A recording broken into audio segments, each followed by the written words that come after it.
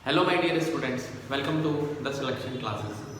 दोस्तों, सबसे पहले तो कॉन्ग्रेचुलेशन उन सारे बच्चों को जिन्होंने CGL 2020 टायर 1 परीक्षा को क्लियर करके अपना जो नाम है वो टायर 2 की लिस्ट में एक तरह से एनरोल कर लिया है या क्वालिफाई कर लिया है।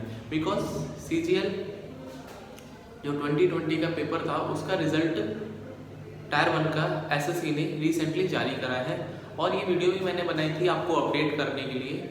तो कॉन्ग्रेचुलेशन उन सारे बच्चों का जिनका क्वालिफिकेशन टायर 2 के लिए हो चुका है। दोस्तों, अब मेहनत खत्म नहीं हुई है, अब असली मेहनत शुरू हुई है। बिकॉज टायर 2 एक ऐसा पेपर है जहां पर आप चीज़ों को अपनी तरफ टर्न कर सकते हैं। You can turn the table to your side, but उसके लिए आपको थोड़ी सी एक्स्ट्रा मेहनत और एक्स्ट्रा एफर्ट करना पड़ेगा। आप ये बिल्कुल भी ना मतलब मायूस या निराश ना हो कि आपके मार्क्स यदि कट ऑफ के आसपास है। मतलब कट ऑफ मेरे हिसाब से 137 कट ऑफ गई है, बट डोंट वरी कि 137 यदि आपके 140 मार्क्स हैं तो आप क्वालिफाई या क्लियर नहीं कर सकते। Definitely you can crack the examination, but आपको मेहनत थोड़ी सी ज़्यादा करनी है उन सारे बच्चों के मुकाबले जिनके मार्क्स आपसे 20 या 30 नंबर ज़्यादा है। और इस बार एक और अच्छी बात है, जो मेंस का पेपर होगा वो एक ही दिन होगा। तो नॉर्मलाइजेशन को ये एक चक्कर रहता था, वो भी इस बार नहीं होगा।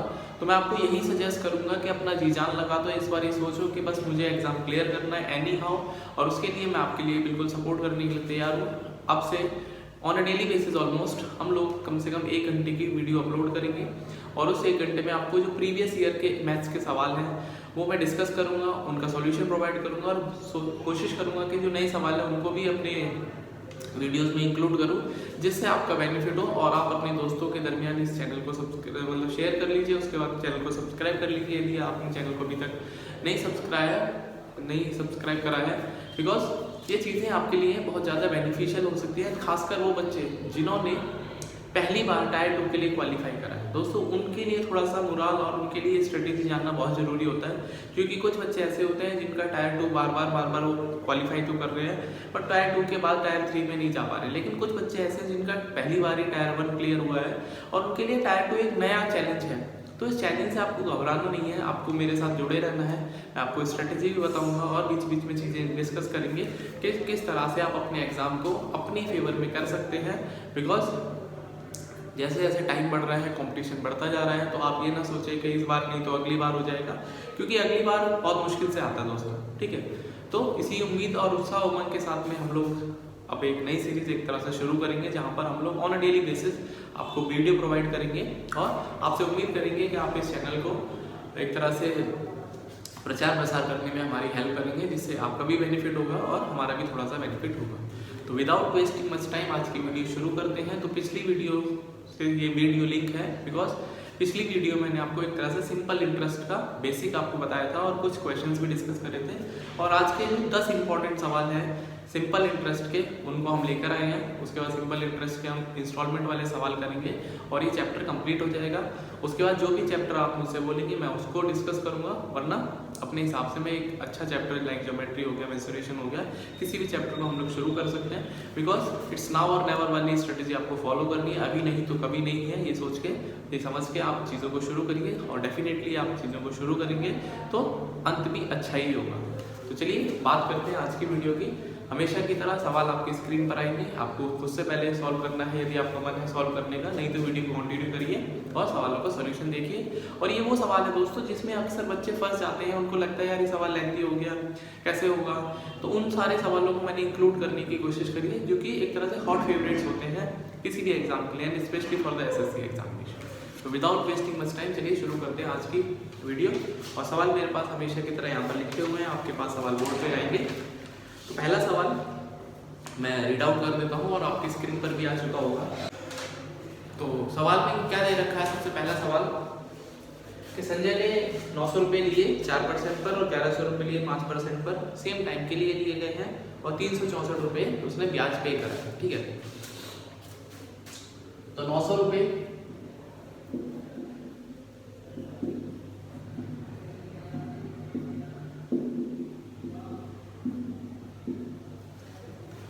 तो 900 रुपये लिए गए 4% पर और 1100 रुपये लिए गए हैं 5% पर और दोनों के लिए समय बराबर है। ठीक है, तो यदि हम पहले केस में अपना ब्याज जानने की कोशिश करें, ठीक है, तो इंटरेस्ट यदि हम पहले केस में जानने की कोशिश करें तो इंटरेस्ट हमारा होता है PRT/100। तो यहाँ पर यदि हम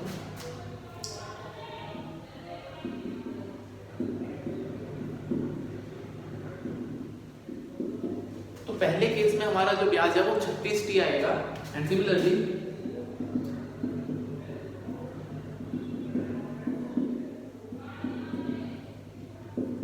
जो दूसरे साल में ब्याज हमारा 55T आएगा। दोस्तों कितना आएगा? 55T। मतलब पहले साल का या पहले पार्ट का जो ब्याज है वो 36T है और दूसरे साल का या दूसरे पार्ट का जो ब्याज है वो 55T है। तो यदि हम टोटल इंटरेस्ट की बात करेंगे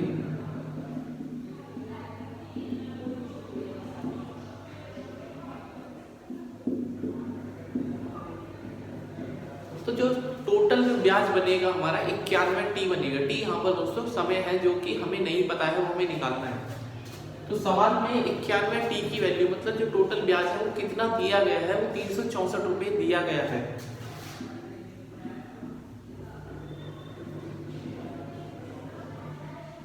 तो यहाँ से दोस्तों जो समय है वो 4 साल का समय है। ठीक है, ये अच्छा सवाल था और इस तरह के सवाल अक्सर एसएससी में पूछे जाते हैं। तो आपको ये पता होना चाहिए कि इस तरह के क्वेश्चन को आपको कैसे टैकल करना है, कैसे हैंडल करना है। एक बार फिर से बता देता हूँ। सबसे पहले हमने 900 रुपये 4% के हिसाब से लिए हैं, तो एक साल में हमें करीब करीब यहाँ पर 36 रुपये देने पड़ेंगे। बट 36 के अलावा हमें समय भी देखना पड़ेगा, तो समय हमारा 30 साल है। ठीक है, तो एक साल में यदि 36 है तो 2 साल में 72 हो जाएगा, लेकिन हमें T की वैल्यू नहीं पता तो हमने 36T मान लिया। सिमिलरली एक साल में 1100 रुपये पर 5% के हिसाब से 55 रुपये बनते हैं, लेकिन यहाँ पर हमें समय नहीं पता है तो 55T हो जाएगा। जितने समय के लिए होगा उससे हम गुणा कर देंगे तो हमारा जो टोटल ब्याज दोस्तों निकल के आ जाएगा 36 और 55 91T हो जाएगा। तो 91T की वैल्यू जो सवाल में ब्याज दे रखा है 364 रुपये है। तो इस तरह से हम समय को निकाल सकते हैं 4 साल। उम्मीद कर रहा हूँ दोस्तों सवाल आपको समझ में आ गया होगा। चलिए आगे बढ़ते हैं नेक्स्ट क्वेश्चन की तरफ।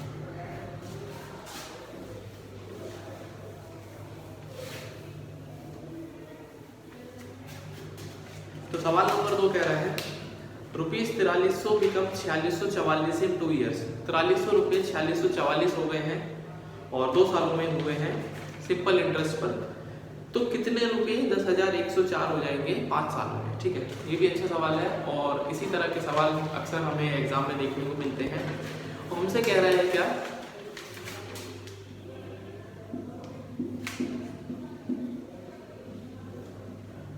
भाई 4300 रुपये किसी आदमी ने लगाया और 4644 रुपये हो गए 2 सालों में।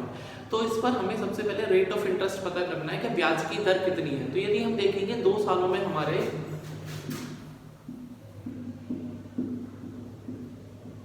भाई 2 सालों में हमारे 344 रुपये बढ़ गए, मतलब 2 सालों में हमें 344 रुपये ब्याज मिल गया। तो 1 साल में कितना ब्याज मिलेगा?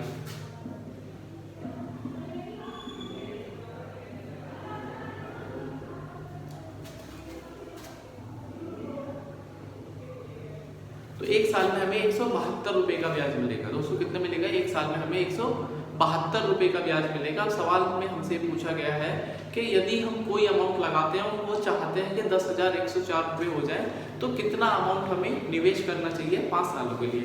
तो इस सवाल में सबसे पहले हमने इंटरेस्ट निकाला, हमें रेट ऑफ इंटरेस्ट की जरूरत है कि ब्याज की दर कितनी है। तो ब्याज की दर आपको ये पता होना चाहिए कि सबसे पहले आपको जब भी रेट ऑफ इंटरेस्ट निकालना है तो ब्याज हमेशा 1 साल का निकालना है और ब्याज कितने रुपए पे लगा उससे सिंपल उसको कैलकुलेट कर लेना है। यदि हम इसमें रेट ऑफ इंटरेस्ट निकालेंगे तो सालाना 172 रुपये का ब्याज है और वो मुझे 4300 रुपये में मिला है दोस्तों। तो हमारी जो ब्याज की दर है वो 4% है। कितनी है? सालाना 4% पर एनम, वार्षिक। अब सवाल में दोस्तों 5 सालों के लिए यदि कोई पैसा हम 4% पे लगाते हैं तो इफेक्टिव रेट ऑफ इंटरेस्ट कितना बनेगा? भाई हमने यहाँ पर ये निकाला कि उसने जो पैसा लिया है या उससे जो पैसा लिया गया है, जो भी कुछ केस है 4% का उसमें हिसाब किताब है। ठीक है, अब दूसरे सवाल में जो इसी पार्ट का, जो इस सवाल का दूसरा पार्ट है, वो हमसे कह रहा है कि 10,104 रुपये मुझे करने हैं तो मैं कितना अमाउंट लगाऊं 5 सालों के लिए। ठीक है,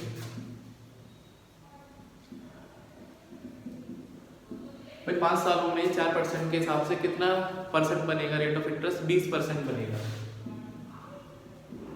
और 20% की फ्रैक्शन वैल्यू आप सबको पता होना चाहिए।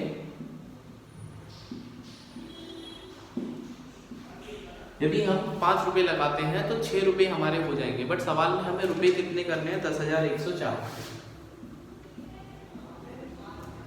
10,104। तो यदि मैं इसको डिवाइड करूँगा तो 16 छिक्के 96, 5 बचेगा, मतलब 6 16 छिक्के 96 और 5 बचेगा यहाँ पर 6 8 48, 6 चौक 24, 6 चौक 24। तो ये 1684 गुना है, 1684 गुना है। तो यदि हम इसको 1684 करेंगे तो 5 चौक 20, 5 8 40, 2 42 और 16 बन जाए 80 4 84।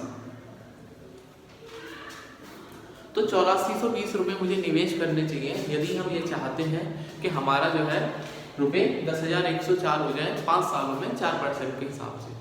तो इस तरह के सवाल आपको डेफिनेटली, यदि सिंपल इंटरेस्ट सवाल आता है दोस्तों, तो आपको देखना पड़ेगा और इसको सीखना पड़ेगा, क्योंकि सिंपल इंटरेस्ट और कंपाउंड इंटरेस्ट से कम मेंस में 3 या 4 सवाल आते हैं और सवाल जो है वो थोड़े से कैलकुलेटिव हो जाते हैं। तो बच्चे का ऐसा बिल्कुल ना सोच के चलें, खासकर जो बच्चे पहली बार डायरेक्ट हो देंगे कि बहुत इजी पेपर आ जाएगा। नहीं, इजी पेपर कंसेप्ट वाइज आ सकता है, लेकिन थोड़ा सा मेहनत आपको करनी पड़ेगी और इन तरीकों को आप बार बार सीखिए। ऐसा नहीं है कि सवाल आपने कर लिया तो आपको लगेगा कि मुझे आ गया। इस सवाल को ही कम से कम 4 बार खुद से कोशिश करिए, बिकॉज जब तक आप खुद से प्रैक्टिस नहीं करेंगे तो आप ये उम्मीद नहीं कर सकते कि आप एग्जाम में इस सवाल को एक बार में या कम समय में सॉल्व कर लेंगे। बिकॉज एग्जाम का प्रेशर अलग होता है दोस्तों। जो एग्जाम हॉल का प्रेशर है वो एक अननेसेसरी आपके दिमाग में फितूर डाल देता है कि यार इस समय सवाल कर रहा हूँ, सही कर रहा हूँ, मान लो आंसर पहली बार में नहीं आ पाया और ऑप्शन में मैच नहीं करा तो फिर अलग टेंशन होती है। तो इसलिए आपको अपने ऊपर विश्वास और अपने ऊपर कॉन्फिडेंस बहुत ज़्यादा होना चाहिए कि जो आप कर रहे हैं वो सही कर रहे हैं, और यदि आपको कोई आंसर मैच नहीं कर रहा है तो आपने मेथड सही करा है और हो सकता है कि आंसर गलत हो, बट एसएससी में हो जाता है और अक्सर हुआ है एसएससी में कि क्वेश्चंस के आंसर रॉन्ग होते हैं, उससे और बच्चे का दिमाग खराब होता है। तो एसएससी से ये भी रिक्वेस्ट हमेशा, मतलब पहले भी की जा चुकी है कि आप क्वेश्चन पेपर को कम से कम सेट करें कि आंसर उसमें रॉन्ग ना हो। तो इस सवाल का उत्तर 8420 था और ऑप्शन में आपको दिखाई दे रहा होगा। चलिए बात करते हैं सवाल नंबर 3 की।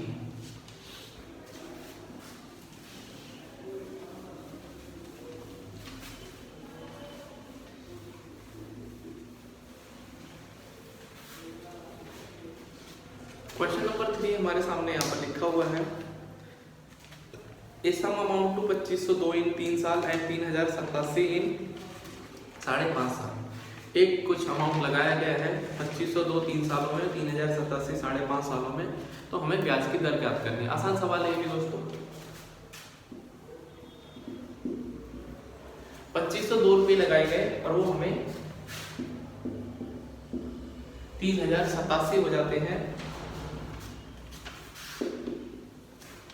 मान लो किसी आदमी ने P पैसा इन्वेस्ट करा, 2 सालों में वो 2502 हो गया और 5.5 सालों में 3087 हो गया।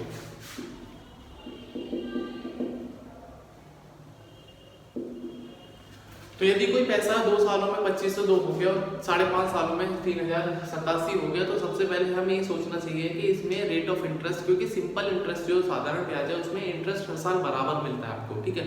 तो जो भी इंटरेस्ट आपको पहले 2 सालों में पर साल के हिसाब से मिला होगा वो भी आगे आने वाले सालों में उतना ही मिलेगा हर साल।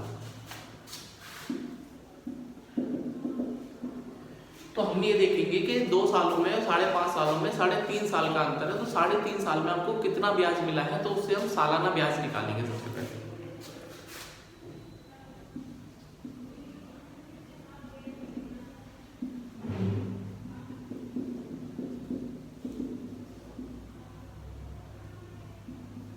तो 585 रुपये जो हमें ब्याज मिला है वो 3.5 सालों में मिला दोस्तों। तो एक साल में हमें कितना ब्याज मिलेगा, ठीक है।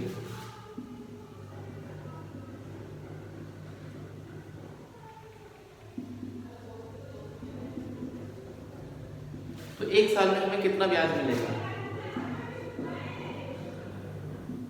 भाई, 3.5 साल को मैं 7/2 लिख सकता हूँ। आपको ये सोचना है कि 3.5 साल से डेसिमल से अच्छा है कि हम फ्रैक्शन में। सबसे अच्छी कैलकुलेशन नॉर्मल नंबर जो कि होल नंबर या नेचुरल नंबर होते हैं, उससे आसान कैलकुलेशन फ्रैक्शन होता है और उससे आसान कैलकुलेशन डेसिमल होता है। तो डेसिमल एक तरह से सबसे टफेस्ट कैलकुलेशन है यदि हम एग्जाम पॉइंट ऑफ व्यू से बात करें। तो सब कोशिश करिए कैसे जितने भी नंबर है, जैसे 21.5 हो गया, 15.5 हो गया, 31.5 हो गया, आप इसको फ्रैक्शन में कैसे कन्वर्ट कर सकते हैं। तो यदि हम बात करेंगे 7 8 56, 7 8 56 3087 ग्राम,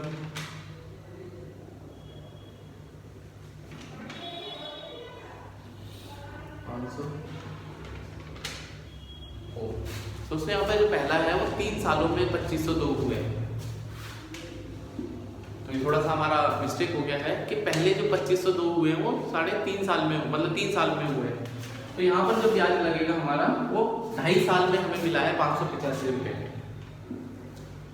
तो 2.5 साल का मतलब होता है 5/2।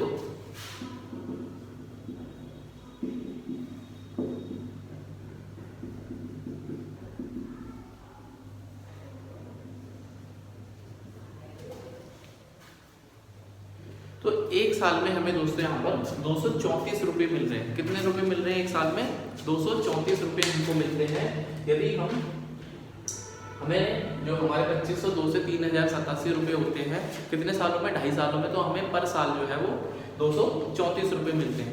अब ये 234 रुपये दोस्तों हमें 3 साल पहले वाला, यदि हम ये आपसे जानना चाहें कि उस व्यक्ति ने निवेश कितना किया, भाई उसने 3 सालों में ब्याज कमाई होगी, तो ब्याज कमाने के बाद उसके पैसे 2502 हुए, तो ब्याज से पहले उसके पैसे कितने थे, मतलब उसके रुपीस कितने थे, प्रिंसिपल कितना अमाउंट था उसका। तो यदि यहाँ पर हम प्रिंसिपल कैलकुलेट करना चाहते हैं, भाई 2502 रुपये उसके 3 सालों बाद हुए, तो 3 साल पहले कितने रुपए थे, उसने हर साल 234 का ब्याज कमाया है। तो हमें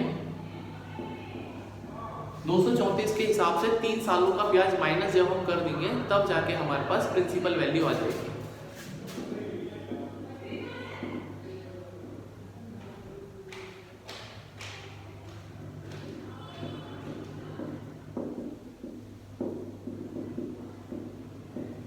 तो हमारा जो प्रिंसिपल अमाउंट था वो दोस्तों 1800 रुपये था। कितना था? 1800 रुपये। ये उम्मीद कर रहा हूँ कि ये बात आपको समझ में कैसे आई होगी कि 1800 रुपये कैसे हुआ। सबसे पहले हमें ये पता करना है कि रेट ऑफ इंटरेस्ट जो हमारा ब्याज है सालाना कितना है। उसके बाद हमें उस ब्याज को माइनस करना है, बिकॉज हमें शुरुआत में पहुँचना है कि उसने कितना पैसा निवेश किया।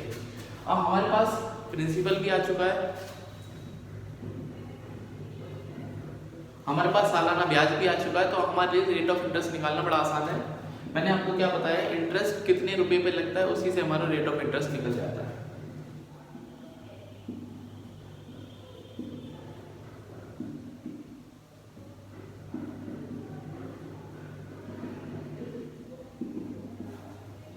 तो 13% हमारा दोस्तों सालाना ब्याज है। उम्मीद कर रहा हूँ इतनी बात आपको समझ में आ गई होगी। एक बार फिर से आप इस क्वेश्चन को रिवाइज करके या एक तरह से वीडियो को पीछे जाके देखना, तो आपको चीज़ें समझ में आ जाएंगी। और यदि आपका कभी भी कहीं भी किसी भी पार्ट में वीडियो में डाउट आता है तो आप मेरे से पूछ सकते हैं, कमेंट कर सकते हैं। Definitely I will try to resolve your queries. तो move on to the next question, question number 4।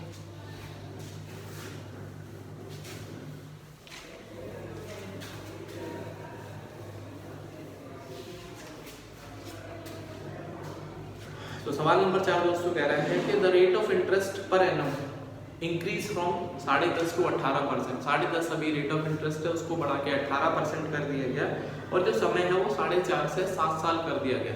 भाई दोनों चीज़ें बढ़ी हैं तो ये बात बिल्कुल क्लियर हो जाएगी, जो हमारा ब्याज है वो बढ़ेगा या घटेगा? बढ़ेगा, क्योंकि हमने रेट ऑफ इंटरेस्ट भी बढ़ा दिया, हमने निवेश का समय भी बढ़ा दिया, इन्वेस्टमेंट का टाइम भी बढ़ा दिया। तो 4.5 से 7 साल।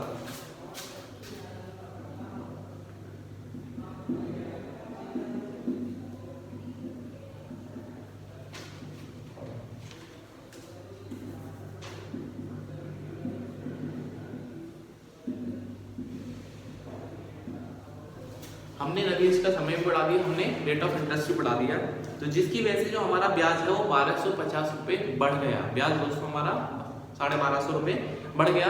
तो हमें बढ़ा हुआ ब्याज ज्ञात करना, हमें इंक्रीज हमें निकालना है कि इंक्रीज हमारा जो इंटरेस्ट है वो कितना है। ठीक है, तो इंटरेस्ट का हमें फॉर्मूला पता ही है, PRT/100। तो ये बात मुझे पता है कि यदि इसमें हमारा प्रिंसिपल सेम रहा, मतलब जितना अमाउंट पहले हम इन्वेस्ट या निवेश कर रहे थे उतना ही हम कर रहे हैं, तो इंटरेस्ट वो किस किस पे डिपेंड करता है? इंटरेस्ट डिपेंड कर रहा है रेट ऑफ इंटरेस्ट पे और टाइम पे। जितना ज़्यादा इनका मल्टीप्लाई होगा, भाई जितना ज़्यादा इनकी वैल्यू होगी उतना ज़्यादा हमें इंटरेस्ट मिलेगा। तो यदि हम पहले केस में इंटरेस्ट देखेंगे तो कितना आएगा? R1 × T1।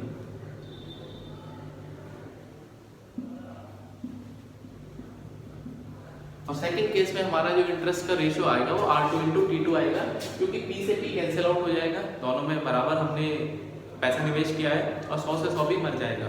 तो I1 अपॉन I2 का रेशियो आ जाएगा R1 into T1 upon R2 into T2। तो पहला रेट ऑफ इंटरेस्ट कितना है दोस्तों, और समय है पहला हमारा, और दूसरा रेट ऑफ इंटरेस्ट 18% है, और समय हमारा है 7 साल 7।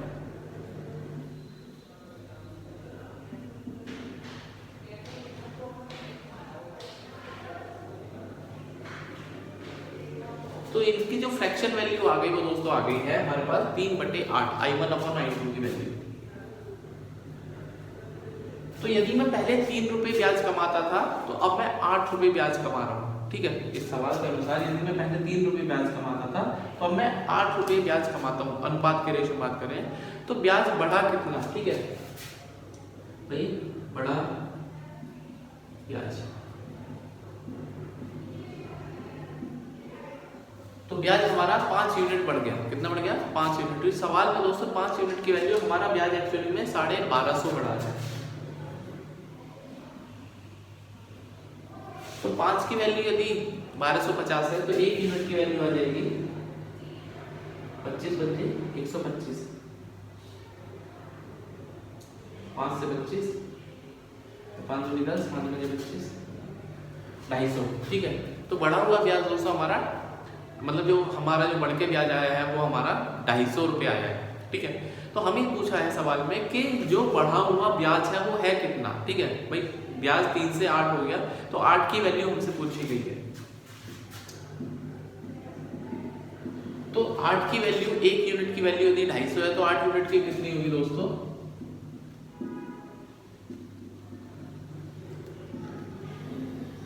तो और यदि ये सवाल मैं पहले पूछ लेता कि पहले वाला ब्याज कितना था, तो पहले हमारा 3 यूनिट का ब्याज था, तो हमारा ब्याज 750 से बढ़ के 2000 हो गया है, तभी हमें 1250 का फायदा होगा, ठीक है। तो आई होप ये सवाल भी आपको समझ में आया होगा। आपको कुछ नहीं करना, ये सोचना है, ये समझना है कि जो हमारा इंटरेस्ट होता है वो डायरेक्टली प्रोपोर्शनल होता है बिल्कुल रेट ऑफ इंटरेस्ट और टाइम के मल्टीप्लाई में। जितना हमारा रेट ऑफ इंटरेस्ट होगा, जितना हमारा टाइम होगा, उसके हिसाब से हमें ब्याज मिलना शुरू हो जाएगा, क्योंकि पैसा हमने बराबर निवेश किया है 2 स्कीम में या 2 जगह पर। तो चलिए मूव ऑन करते हैं सवाल नंबर 5 की तरफ।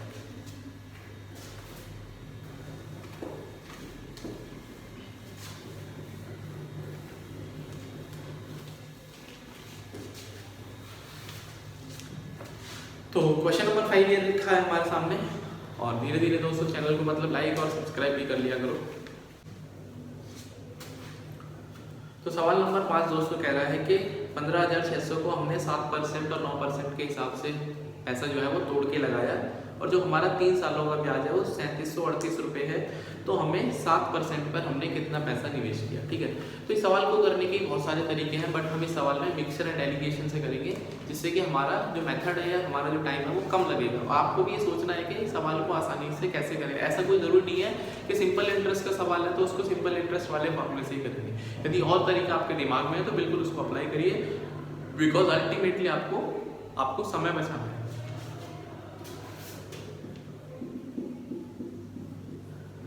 तो 15,600 रुपये है हमारे पास, और हमें उसको 2 टुकड़ों में ब्रेक करना है, और इस तरह से ब्रेक करना है कि हमारे पास जो है वो 7% और 9%, ठीक है।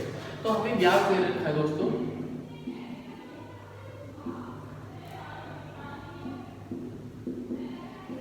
3738 रुपये हमको ब्याज दे रखा है 3 सालों का, ठीक है।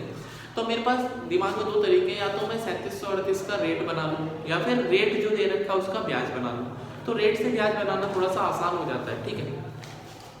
तो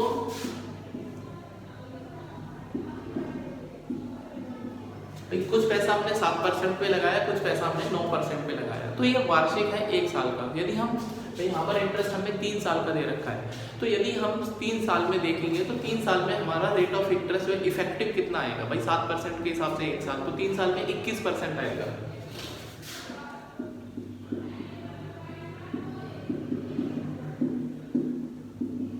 और यहाँ पर दोस्तों 3 साल में 27% आएगा।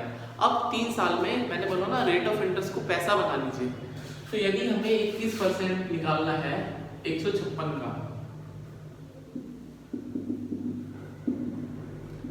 तो 15,600 का 21% कितना होगा, ठीक है। तो सबसे पहले आपको ये पता होना चाहिए 15,600 का 10% 1560 होता है। ये बात आपको समझ में आनी चाहिए कि 10% निकालना आसान होता है। एक जीरो या एक डेसिमल लगा दीजिए, 10% होता है, 2 डेसिमल या 2 जीरो हटा देंगे तो 1% आ जाएगा। तो मैंने वही कह रहा 15,060 इंटू 2 और 156 रुपये, ठीक है। यदि मान लो ये पैसा का पूरा पैसा हमारा इस पे 7% पे लगता तो कितना इंटरेस्ट मिलता, 9% पे पूरा का पूरा पैसा लगा देता तो कितना इंटरेस्ट मिलता, और ये दोनों को मिला के इंटरेस्ट हमें सवाल में दे ही रखा है। तो 156 दूनी 312,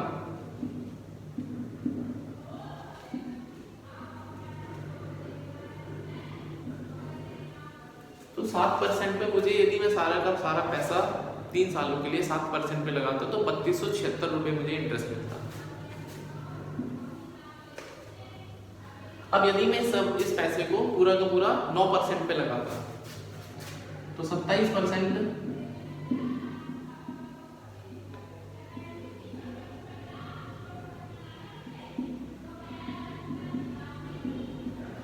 भाई 1% की वैल्यू 156 और हमें 27% करना है, तो 27% में 1 को 7 से गुणा करेंगे 7% आ जाएगा, और 10 को 2 से गुणा करेंगे 20% आ जाएगा। तो 20 और 7 27% होता है दोस्तों।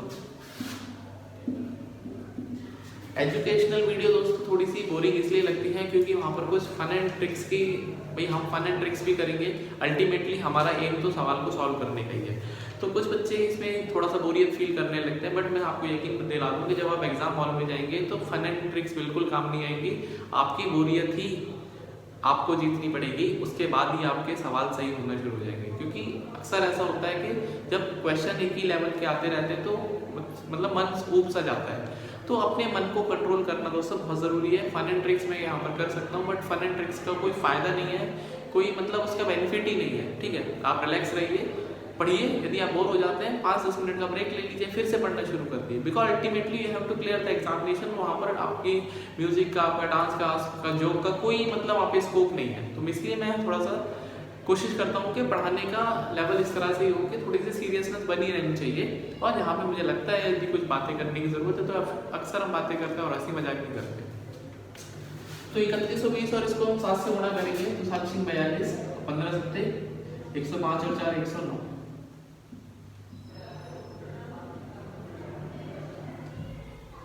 तो यदि हम सारा का सारा पैसा 9% पे लगाते तो दोस्तों 4212 रुपये मिलते, और सारा का सारा पैसा यदि हम 7% पे लगाते तो 3276 रुपये मिलते। बट हमें दोस्तों यहाँ पर मिले हैं 3738 रुपये, और ये लाजमी है क्योंकि ना तो मैंने पैसा 7% पे लगाया, ना मैंने पहला सारा पैसा 9% पे लगा, हमने मिला के लगाया, ठीक है। तो मिला के जो इंटरेस्ट आएगा कम वाले से तो ज़्यादा आएगा, ज़्यादा वाले से कम आएगा। तो अब हमें यहाँ पर एलिगेशन और मिक्सर का यूज करना है।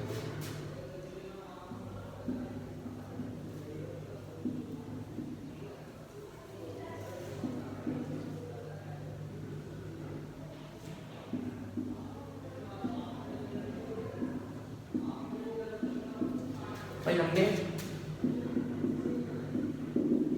7% पे पैसा लगाएंगे तो इतना ब्याज मिलेगा, 9% पे लगाएंगे तो 4200 रुपये मिलेगा, और यदि हम मिला के देखेंगे तो 3738 रुपये। तो यदि हमें इनका डिफरेंस निकालना है, यदि हमें इनका अंतर निकालना है, अंतर निकाल के हमें अनुपात या रेशो पता चल जाएगा।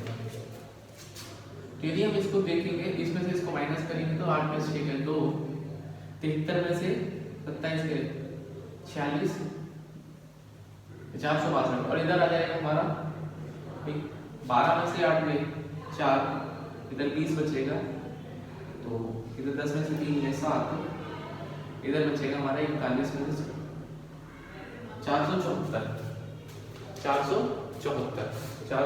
जोड़ेंगे इसमें 474। तो 474 और 462 के अनुपात में पैसे को बांटा गया है, तो 2 से 137 और 2 से 2 दूनी 4, 231।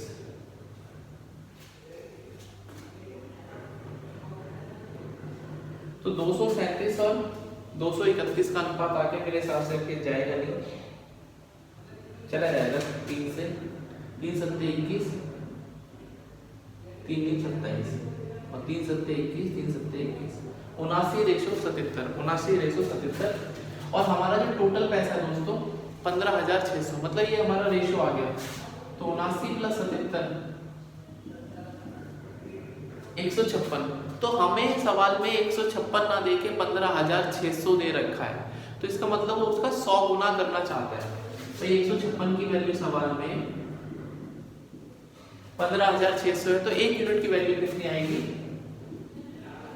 1 यूनिट की वैल्यू 100 रुपये आ जाएगी। तो हमें पूछा है कि 7% पे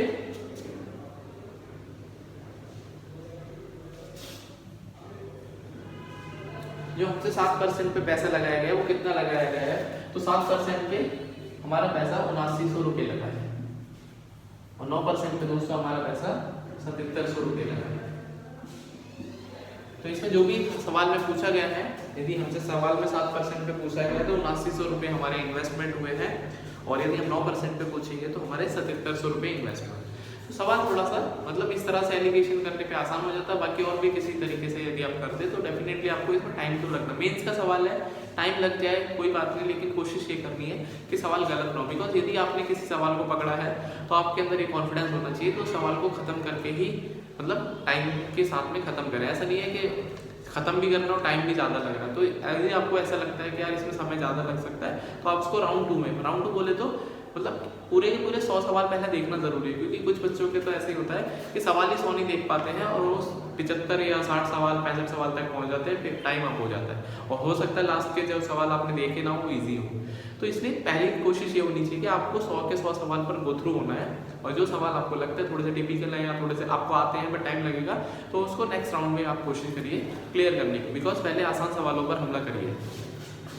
तो सवाल का उत्तर 7900 रुपये आ रहा है, बट मेरे पास ऑप्शन में 7700 दे रखा है। आई थिंक हमने कोई गड़बड़ तो नहीं करी है, हो सकता है आंसर में गड़बड़ हो। चलिए आगे बढ़ते हैं सवाल नंबर 6 पर।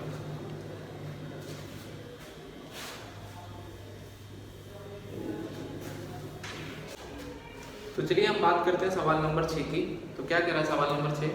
A man borrowed A total amount of 45,000 one part 10% पे, सेकंड पार्ट 12% पे, और 3 सालों पर उसको 59,940 रुपये मिलते हैं। मतलब अमाउंट मिला है 45,000 से उसको 59,940 रुपये मिले हैं। तो उसने 12% पर कितना पैसा निवेश किया? बिल्कुल यही सवाल था जो मैंने अभी आपको कराया था। तो उसी तरीके से एक बार फिर हम इस सवाल को सॉल्व करने की कोशिश करते हैं और आप भी ट्राई करिए, बिकॉज ये अभी मैंने करा चुका हूँ। तो आप भी यदि इसी मतलब प्रैक्टिस करेंगे तो आपके लिए बेटर हो जाएगा। चलिए देखते हैं कैसे हम इस सवाल को अप्रोच कर सकते हैं। मैं मार्कर निकाल लेता हूँ, ठीक है। तो 45,000 हमारे पास रुपए हैं,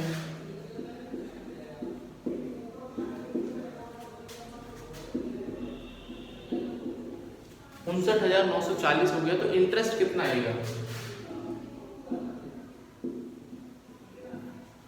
14,940 रुपये मुझे ब्याज मिलेगा, क्योंकि 45 और 14 59 होता है, तो हमें 59,000 रुपये तो मिला है। तो इंटरेस्ट हो गया दोस्तों 14,940 रुपये। अब हमें पैसा लगाया है 10% पे और 12% पे 3 सालों के लिए।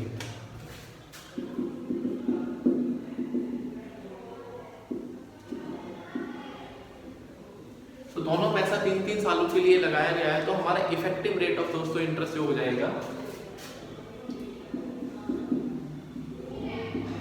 30% और 36% हो जाएगा। तो सबसे पहले हमें यदि हम सारा पैसा 30% पे लगाते और यदि हम सारा पैसा 36% पे लगाते तो हमें कितना इंटरेस्ट मिलता?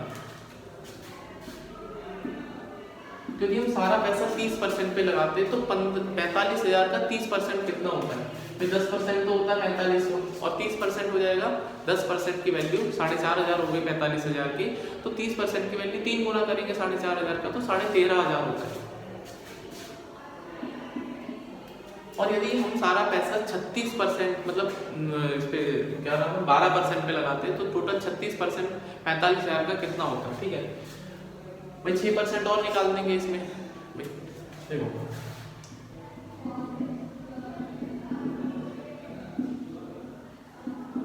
30% तो 13,500 ही रहेगा। बार बार ऐसा नहीं है कि बार बार कैलकुलेट करना है 36%। आप ये सोचिए 30% तो आप निकाल ही चुके हैं, सिर्फ 6% की वैल्यू निकालनी है। तो जो 45,000 का 1% 450 तो 6% उसके 6 से गुणा करने पर आ जाएगा।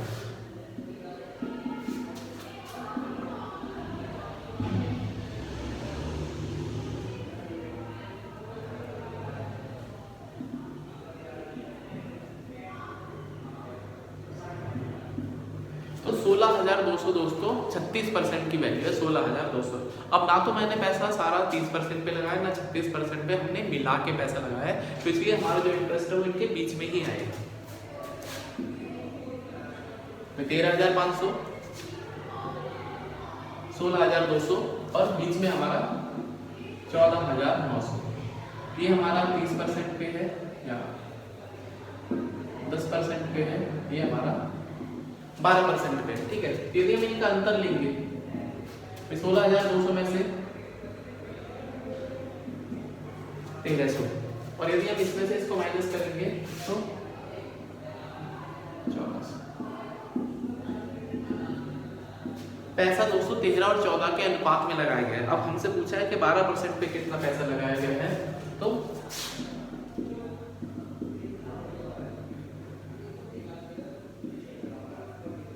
भाई सवाल में 27 यूनिट की वैल्यू 45,000 दे रखी है, क्योंकि हमने टोटल पैसा लगाया 45,000 रुपये। तो 3 27, 3 से 15 जाएगा, 3 3 9,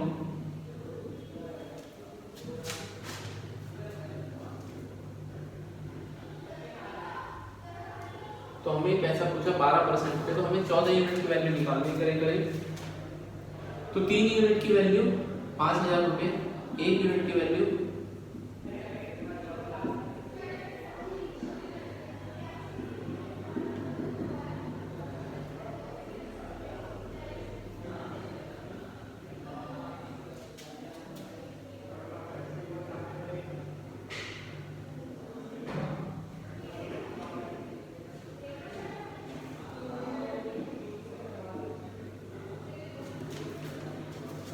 23,333 रुपये आ रहा है, बट इस सवाल में 24,000 आ रहा है। हमने कहीं कैलकुलेशन मिस्टेक तो नहीं करी, एक बार देख लेते हैं। 30%, 45,000 का 30% 13,500,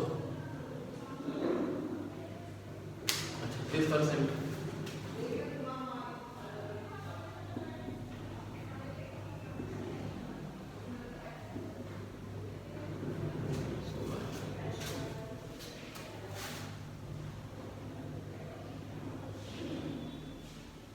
अच्छा यहाँ पर दोस्तों जो इंटरेस्ट था हमारा 940 रुपये था, मैंने इसको 14,900 ले लिया है, इसलिए गड़बड़ आ रहा था ये।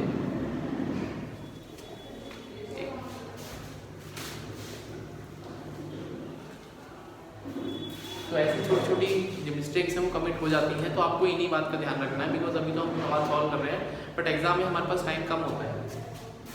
चलिए मैं इसमें से माइनस करूँगा, 16,200 में से इसको माइनस करेंगे 0, और 10 में से 4 हो जाएंगे, 6 बचेगा, यहाँ पर 1 बचेगा, 11 में से 9 गए 2 बचेगा, और यहाँ पर दोस्तों 15 में से 1 12,060, यहाँ पर कितना बचेगा 40, 1440।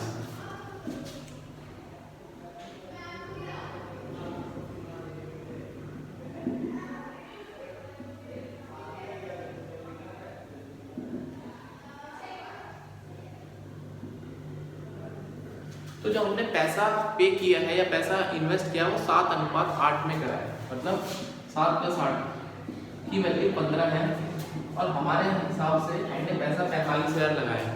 भाई 15 यूनिट की वैल्यू 45,000, तो 1 यूनिट की वैल्यू कितनी आएगी 3,000 आएगी। और हमसे पूछा है कि 12% पे कितना पैसा लगाया, तो 12% पे दोस्तों हमने 8 यूनिट लगाए, तो 8 × 3 करेंगे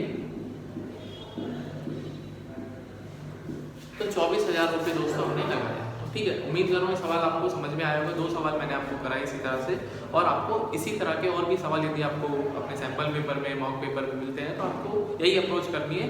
तरीका एक ही रखिए, ऐसा नहीं है कि हर सवाल के लिए नए नए तरीके रखेंगे तो गड़बड़ हो जाएगा। जो भी एक ही टाइप के सवाल है उनको एक ही टाइप से सॉल्व करने की कोशिश करिए, जिससे कि ऐसा ना हो कि आपके मन में भ्रम पैदा हो जाएगा, यार मैं ऐसे कर लूँ वैसे कर लूँ, बिकॉज उससे आपका जो माइंड है वो डायलेमा में आ जाता है।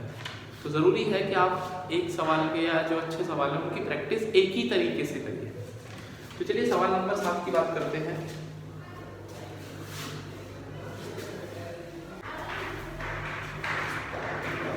$21,750 एक आदमी ने अपने 2 लड़कों के बैंक खाते में जमा करे, 9 साल और 13 साल के अभी उसके बच्चे हैं दोनों, और इस तरह से जमा करे कि 21 साल बाद उनको जो है वो बराबर अमाउंट मिले। तो ये पूछा है कि जो छोटा वाला बच्चा है, जो छोटा लड़का है, उसको खाते में या उसके खाते में कितने रुपए जमा करेगी। ये भी दोस्तों एक तरह से एलिगेशन का ही सवाल है, बट हम इसको और भी तरीके से कर सकते हैं। तो सबसे पहले हमें देखना है, भाई छोटा लड़का है वो 9 साल का है और जो बड़ा लड़का है वो 13 साल का है, ठीक है। और ये पैसा हमें 21 साल तक दोनों के खाते में रखना है, दोनों जब तक 21 के ना हो। तो 9 से 21 उसको 12 साल लगेंगे। भाई छोटे वाले के लड़के में हमने जो पैसा है वो 12 साल तक जमा करेंगे, और जो बड़ा बच्चा है भाई आज वो 13 साल का, 21 साल तक होने में उसको 8 साल लगेंगे, ठीक है। और हमारा रेट ऑफ इंटरेस्ट 4.5% दे रखा है दोस्तों। यहाँ पर जो रेट ऑफ इंटरेस्ट है वो 4.5% दे रखा है। तो यदि हम इसको छोटे वाले बच्चे का रेट ऑफ इंटरेस्ट मतलब इफेक्टिव निकालेंगे, हमने 12 साल तक पैसा लगा रहे हैं, हर साल का रेट ऑफ इंटरेस्ट 4.5 साल है, तो 12 साल में वो कितना हो जाएगा भाई? 4.5 का 2 साल में 9% होता है, तो 9 54% हो जाएगा ये। और यदि हम छोटे वाले बच्चे का देखेंगे तो 2 साल में 9%, तो 8 करना है, तो 9 के बाद पर 9 36% ये हो जाएगा, ठीक है। तो पहले वाले जो बच्चा है उसको, जो छोटा बच्चा है उसको 54% ब्याज मिलेगी, और जो बड़ा वाला बच्चा है जो बड़ा है उसको 36% ब्याज मिलेगी। और ये सवाल में हमसे पूछा गया है या गिवन है कि उनको जो है बराबर अमाउंट मिले। भाई 54%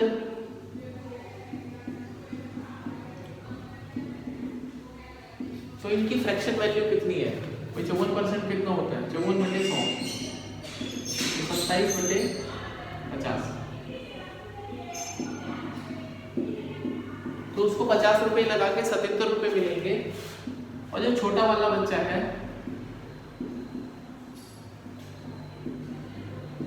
25 रुपए लगा के उसको 34 रुपए मिलेंगे, ठीक है। अब हमें सवाल में पूछा है कि उनको जो है वो अमाउंट सेम मिले। भाई इसको 77 मिल रहा है, इसको 34 मिल रहा है, तो इनके साथ नाइंसाफी नहीं होने देंगे, इनको दोनों को बराबर करेंगे।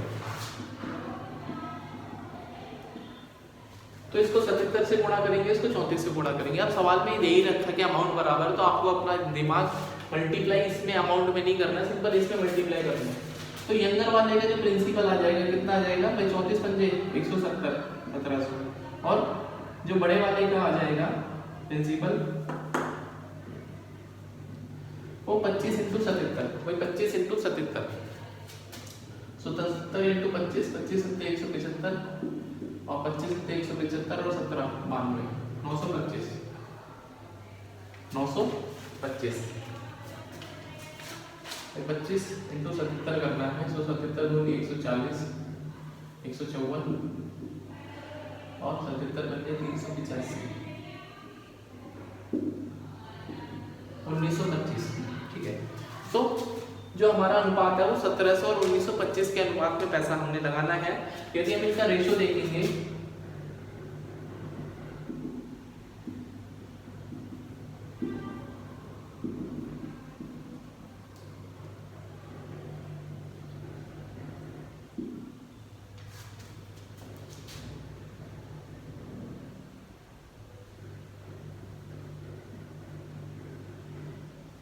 पाँच 15, 4 + 5 = 40, और 5 × 30 68, 5 × 7 35 77।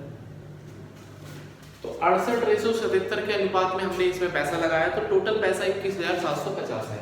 भाई 68 + 77 कितना हो गया? 135 हो गया शायद से, ये 8 7 15 और 23 और 45, 145। और सवाल में 145 की वैल्यू 21,750 रुपये, ठीक है। सवाल में दोस्तों जो हमने 145 यूनिट जो हमारा इन्वेस्टमेंट रेशियो आ रहा है उसकी वैल्यू 21,750 है। तो यंगर वाले का हमसे पूछा गया है, तो 1 यूनिट की वैल्यू यदि हम यंगर वाले का निकालना हमें 68 की वैल्यू निकालनी है, ठीक है। तो 1 यूनिट की वैल्यू कितनी आएगी? 5 दूनी 10, फिर 5 चौक 20, 5 दिया 15, 5 पंजे 25 और 29 एकम 29, 29 पंजे 145, 150। तो 1 यूनिट की वैल्यू 150 आ गई है दोस्तों, 1 यूनिट की वैल्यू 150 आ गई है। तो यंगर वाले का अमाउंट पूछा है तो 68 इंटू 150 करेंगे तो 68 पंजे या 15 अट्ठे 120, 15 छिक्के 90 और 12 90 12 102। तो 10,200 रुपये हमें निवेश करने की जरूरत है छोटे वाले लड़के के अमाउंट में या अकाउंट में, ठीक है। तो इसी तरह से सवाल आपको करने हैं और यदि आप करेंगे तो डेफिनेटली आपके आंसर ठीक आएंगे।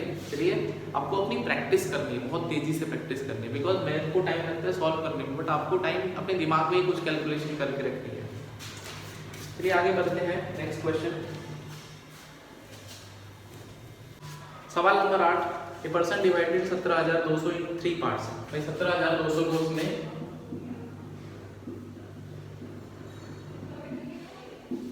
3 पार्ट में बांटा है, 5%, 6%, 9% पे।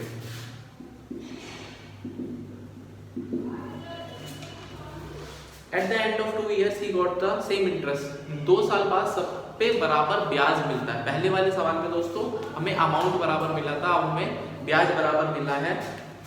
तो हमें निकालना है कि 9% पर कितना पैसा लगाया गया है। टाइम सबके लिए 2-2 साल है, तो इफेक्टिव रेट ऑफ इंटरेस्ट कितना आ जाएगा?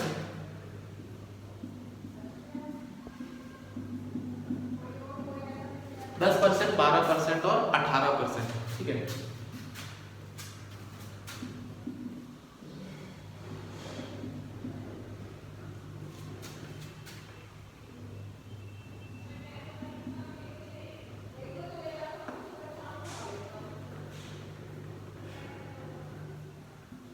तो ये हमारी फ्रैक्शन वैल्यू आ गई 1/10, 3/25 और 50/9, मतलब ये। तो मैंने आपको पहले ही बता रखा है पहली वीडियो में कि ऊपर वाली वैल्यू इंटरेस्ट होती है, नीचे वाली वैल्यू हमारी प्रिंसिपल वैल्यू होती है। तो 10 रुपए पे 1 रुपए का इंटरेस्ट है, 25 रुपए पे 3 रुपए का इंटरेस्ट है और 50 रुपए पे 9 रुपए का इंटरेस्ट है। अब हमें इंटरेस्ट दोनों में, मतलब दोनों या तीनों केस में सेम करना है, हमें ब्याज सेम करना है। तो यहाँ पर भाई सबको 9 बना लेते हैं।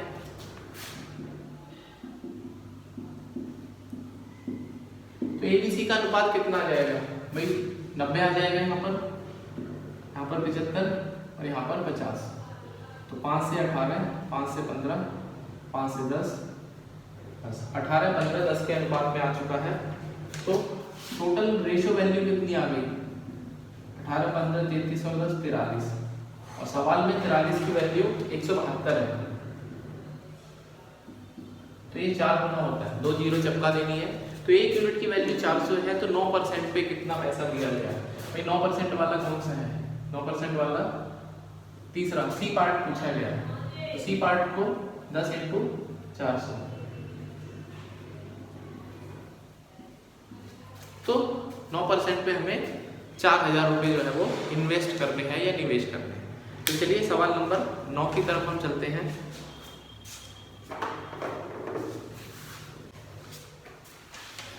दो सवाल और बचे हैं, आज की वीडियो को फिर खत्म करेंगे। पर्सन इन्वेस्ट संबंधी 2 पार्ट्स 11:2 में, और रेट ऑफ इंटरेस्ट पहले पे 19% है और ओवरऑल रेट ऑफ इंटरेस्ट 23.5% है।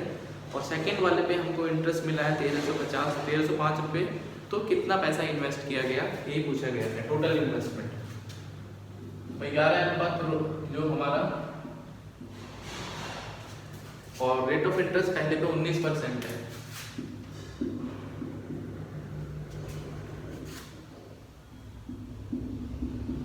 ओवरऑल हमें 23.5% हमको ब्याज मिला है और इस पर इंटरेस्ट दे रखा है।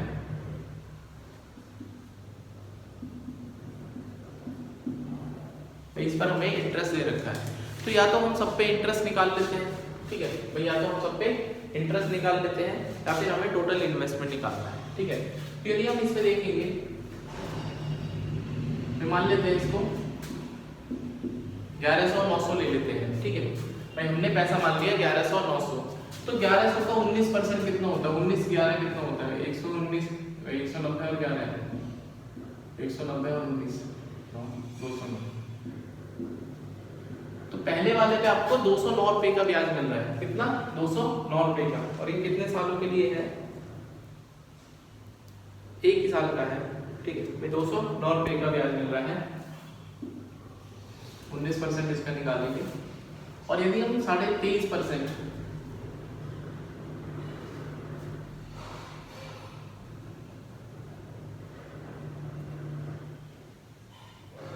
यदि हम इसमें 23.5% हमारा ओवरऑल ब्याज दे रखा है, हमारा 23.5, एक काम और करते हैं, इसमें एक और हो सकता है, हम एलिगेशन लगाने की कोशिश करते हैं भाई 23.5% हमारा दे रखा है, यहाँ पर 19% है, यहाँ पर x% है और 11:9 है, 11:9 है। तो यदि हमें इसकी x की वैल्यू निकालनी है तो क्या वैल्यू होनी चाहिए, यहाँ पर x की क्या वैल्यू होनी चाहिए, तो जो बीच वाली वैल्यू आती है, यदि आपने मिक्सचर एंड एलिगेशन पढ़ा है तो 23.5 किस तरह से आता है, 11 × 19 + 9 × x अपॉन 20, 11 + 9, ठीक है। तो 23 दूनी 46 और 1 47, 23 दूनी 46 और 1 470 आएगा, तो 11 × 209 + 9x, तो कितना हो जाएगा 461, 261, तो 9 दूनी 18, 9 दूनी 81, 9 दूनी 18, 8 9 दूनी 81। तो जो सेकंड वाले का रेट ऑफ इंटरेस्ट है वो 29% है, यहाँ पे दोस्तों 29% है और हमें टोटल इन्वेस्टमेंट निकालना है। तो सवाल में जो हमारा रेट ऑफ इंटरेस्ट है वो 29% है, तो 29% की वैल्यू दोस्तों यहाँ पर 1305 दे रखी है, ठीक है। 1305%, मतलब 29% जो पैसा हमको मिला है सेकंड वाले को, उसकी वैल्यू 1305 रुपए का ब्याज दे रखा है, ठीक है।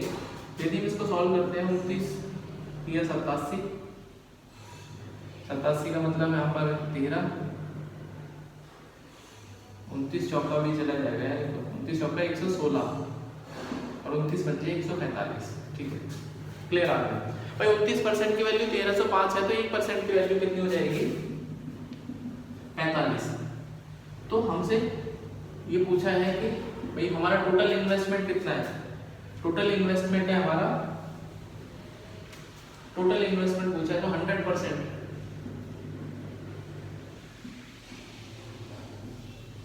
भाई 100% जो पैसा बी में लगाया गया, बी इसमें लगाया गया, जो प्रिंसिपल 900 पे लगाया गया, तो हमारा 4500 रुपये लगाया गया, ठीक है। तो इसको 11 ये हमारे पास P1/P2 का जो अनुपात है वो 11:9 है और ये आ गया मेरे पास 4500, तो इसकी वैल्यू कितनी आ जाएगी 9 × 5 = 45। तो P1 जो आ जाएगा दोस्तों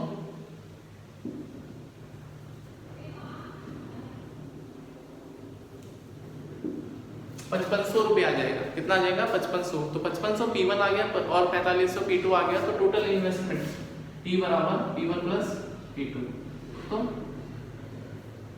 4500 + 5500, तो 10,000 रुपये दोस्तों यहाँ पर टोटल इन्वेस्टमेंट आ जाएगा। तो आई होप ये मिक्सचर एंड एलिगेशन के तरीके आपको अच्छे लग रहे होंगे, आपको समझ में आ रहे होंगे। कोई डाउट है तो आप मुझे कमेंट कर सकते हैं। लास्ट सवाल है इस आज की सीरीज का या आज की वीडियो का। तो क्वेश्चन का लेवल देख के आपको लग गया होगा कि कोई हल्के सवाल नहीं है और आप ऐसे सवाल आपको करने चाहिए कि मेंस में कुछ नहीं पता है कौन सा सवाल कैसे आ जाए। तो चलिए सवाल नंबर 10। अंकित बोरोड 6,000 रुपये from A bank and return 2,000 after 6 साल और 10 साल बाद स्टार्टिंग से 5300 रुपये लौटा दिया, से अपना लोन सेटल कर लिया, तो रेट ऑफ इंटरेस्ट निकालना। भाई उसने 6,000 रुपये उधार लिए और उसने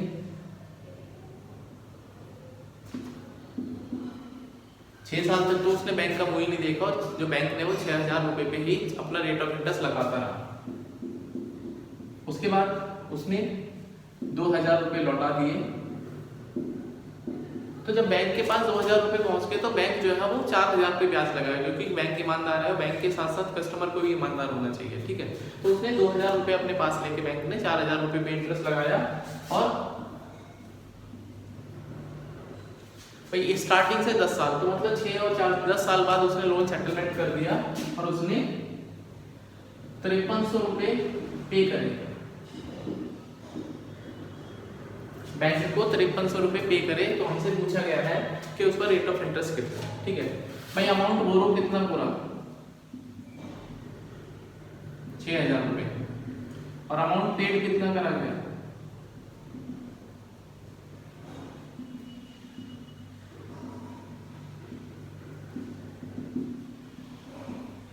भाई 6000 रुपये लेके उसने 7300 रुपये पे करे तो इंटरेस्ट आ गया उसका 1300 रुपये। अब ये 1300 रुपये कितने अमाउंट पे चार्ज करा गया है, बात सवाल ये होती है कि 1300 रुपये बैंक ने कितने अमाउंट पे चार्ज करा गया जिससे उसका रेट ऑफ इंटरेस्ट कैलकुलेट होगा। ठीक है, तो यदि हम देखेंगे भाई बैंक ने 6 साल तक तो 6,000 रुपये चार्ज करा, यहाँ पर इफेक्टिव प्रिंसिपल निकालना पड़ेगा क्योंकि प्रिंसिपल यहाँ पर वेरिएबल है। जब हम किसी को पैसा देने लगते हैं वापस तो जो चार्ज करने वाला है वो शुरू वाले अमाउंट पे पैसे नहीं चार्ज कर सकता। जब उसके पास पैसा आता रहता है तो उससे हमारा चार्जिंग अमाउंट या चार्जिंग जो पैसा होता है वो कम होता रहता है क्योंकि हम पैसा पे कर रहे हैं वापस से। तो 6 साल तक तो 6,000 रुपये और 4 साल तक 4,000 रुपये, क्योंकि 4 साल के बाद उसने अपना पैसा पूरा चुकता कर दिया तो 4 साल तक बैंक ने 4,000 रुपये पे ब्याज लगाया। तो 52,000 रुपये पे चार्ज हुआ है 5300। तो इंटरेस्ट बराबर क्या होता है PRT अपॉन 100। तो 1300 5200, रेट ऑफ इंटरेस्ट हमको नहीं पता है, टाइम हमारा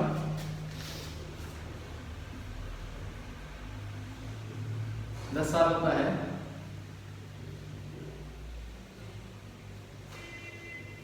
13 चौका 52, 13 दाम 30, तो रेट हमारा 10/4 2.5% आ गया। तो रेट हमारा दोस्तों 2.5% आ गया। तो उम्मीद कर रहा हूँ दोस्तों आज का सेशन आपने एंजॉय किया होगा। 10 इंपॉर्टेंट सवाल हमने ऐसा ही कि डिस्कस करें। यदि आपका कोई सवाल है तो आप मुझे कमेंट कर सकते हैं और वीडियो के नीचे मेरी जो इन्फॉर्मेशन है इंस्टाग्राम, यूट्यूब और ये ट्विटर वगैरह पे फॉलो कर सकते हैं और टेलीग्राम ग्रुप ज्वाइन कर सकते हैं। तो मिलते हैं नेक्स्ट वीडियो में। अगले नेक्स्ट वीडियो में एक नए टॉपिक के साथ में जब इसमें इंस्टॉलमेंट शुरू करेंगे। तब तक के लिए अपना ध्यान रखिए, पढ़ते रहिए, खुश रहिए और वीडियो को शेयर करिए, चैनल को सब्सक्राइब करिए, वीडियो को लाइक करिए। See you soon in the next video. Till then अपना ध्यान रखिए, बाय बाय, टेक केयर।